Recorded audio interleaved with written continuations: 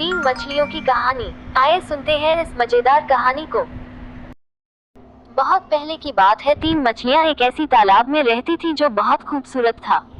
उन तीनों में बहुत गहरी दोस्ती थी और दिन भर तैरते हुए आपस में खेलते रहते थे। उन सभी का समय बहुत ही खुशहाल बीत रहा था।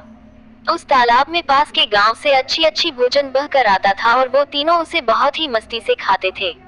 अचानक एक दिन दो मछुआरे उसी तालाब की ओर से गुजर रहे थे और उन्होंने मछलियों को देखा। इन दोनों मछुआरों ने सोचा कि उस तालाब में बहुत सारी मछलियां होंगी और उन्हें पकड़ना चाहिए, क्योंकि अगर वो ऐसा करेंगी तो उन मछलियों को बाजार में बेचकर ढेर सारा पैसा बना पाएंगे। मछुआरों के बात उन तीनों मछलियों ने सुन लिया और वो बुरी तरह से डर गई और फिर उस तालाब को छोड़ने का योजना बनाने लगी।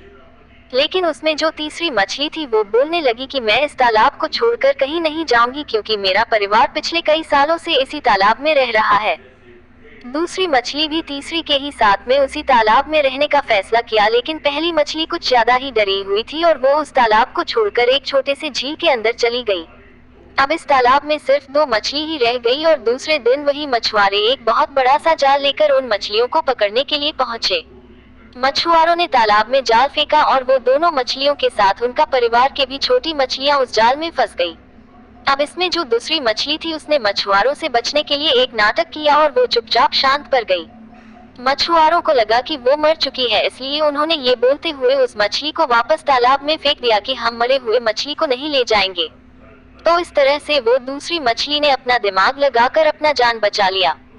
सीख: इस स्टोरी से हमें ये सीखने को मिलता है कि बुरे वक्त के समय हमें घबराना नहीं चाहिए, बल्कि शांत दिमाग से उस बुरे वक्त से निकलने के लिए उपाय सोचना चाहिए।